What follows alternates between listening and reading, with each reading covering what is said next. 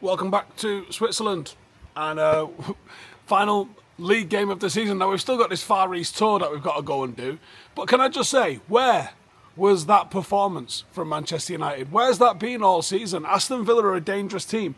The one team on the pitch today that actually had something to play for, Champions League football, staring them in the face.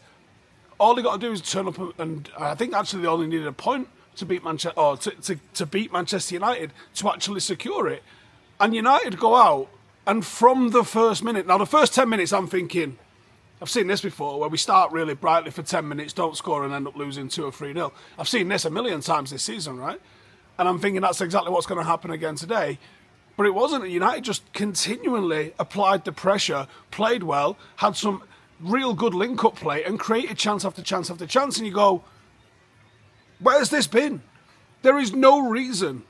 There's no personnel reason. There is just no reason whatsoever. And I know Onana didn't play. I know Garnacho didn't play. Luke Shaw technically didn't play. It wasn't technically. That's pretty much the same team that's fielded all season. You can't pin that performance on a lack of a Garnacho or a lack of an Onana. Where's that performance been though all season? Ruben Amorim is probably even angrier at getting that performance than he is at seeing that performance. How do you put in such a tragic performance on Wednesday night, and then in a game that honestly, I know a lot of United fans just was like, I'm not feeling this game, I'm not arsed about this game, I can't be arsed about this game. You go and absolutely wipe the floor, not just with Aston Villa, but what's generally considered to be a far technically superior, tactically superior football coach in Unai Emery. Manchester United had every answer, and it's a midfield that's failed us. It's a forward line that's failed us. I mean, it still didn't do anything really with the chances it had. 25 shots, 26 shots United had, totally limited Aston Villa to not very many. And some people are going to point to the fact that Emi Martinez was sent off.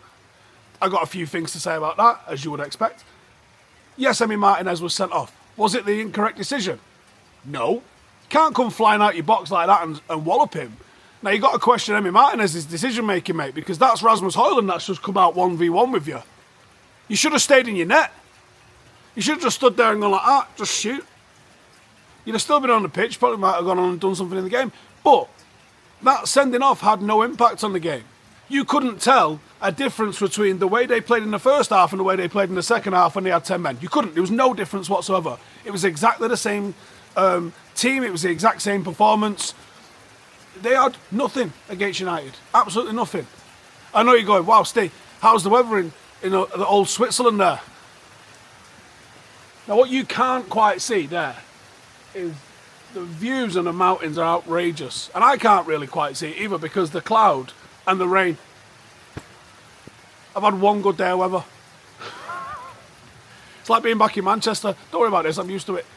But yeah, good performances. And I can't get excited about good performances because what does it mean? Pretty happy with Mason Mount's contribution. About time in 2 years, isn't it? Right? Pretty happy with Ahmad's contribution. I'm not going to say about time in 2 years because Ahmad typically delivers. Bruno Fernandes could have had a penalty. Decided to give it Christian Eriksen. Do we read much into that? The way Johnny Evans was like, you make sure you go and take that penalty. And I'm pretty sure he went, and I'm having the next one, looking at what was being said on the lip reading. That's obviously Christian Eriksen going. But is it, maybe more importantly, Bruno Fernandes going nowhere? Because surely Bruno Fernandes, after everything he's done for this club, wants to take a penalty, wants to score a goal on his last game in a Manchester United shirt. So I'm inclined to think that actually we learnt a lot in that game. And we learnt that Bruno Fernandes isn't going to be going. We learnt that Garnacho is Dunsville. And I'm actually shocked how many people are defending Garnacho and how many people are, at the same time, sort of ruin player power that's been allowed to creep into the game and the toxicity that exists within the Manchester United dressing room, yet refusing to back a manager that's publicly called out a player that cussed him out in an interview on TV. Now, I saw something on TalkSport. I didn't share it because I don't share TalkSport stuff if I can help it. But it was a friend of mine, Angelina, And she said, Manchester United are like the mafia. You don't talk about the mafia. You don't talk about family business out in public. And I was like, fuck me, she's so articulate. Nailed it. That's exactly what it is. You don't go against the club. No player is bigger than the club. I cussed Ronaldo out. Cristiano Ronaldo. For me, he is the greatest of all time. You can think it's Messi, you can think it's Cruyff, you can think it's Maradona. As long as you don't think it's Pele, I am with you, right? I don't care what you think. For me, it's Cristiano Ronaldo, because I think he would have done it if he was at every fucking club on earth. I think Lionel Messi is an incredible footballer, and we're talking like that between the two of them. For me, it's Ronaldo, right? And what he did at Manchester United is the peak of what anyone has done in a Manchester United shirt for me, and it's the peak of what anyone has done in the Premier League. Yet when he spoke out against the club, you've got to go. That's the rules. That's the rules. And I'm seeing people defending Garnacho by saying, oh, Cantona was arrogant. Cantona was one of the most professional players who did the extra training, who made everybody else feel like they weren't doing enough. This is a kid that from his first inclusion on a pre-season tour with Erik Ten Hag was fucking about and costing all sorts of problems. Ruben Amorim, not a month ago, had to say he's taken the entire team out for lunch because of what he's done. The controversy is courted by the liking of tweets that abused Lisandro Martinez, the liking of tweets that abused the previous manager. I don't know if there's been any on this manager, but it wouldn't surprise me. The fact his brother's got something to say at every fucking instance. Rashford was called toxic. Yet there's been no evidence, apart from like not really running hard enough in matches and being shit on the pitch, because that's what he's been.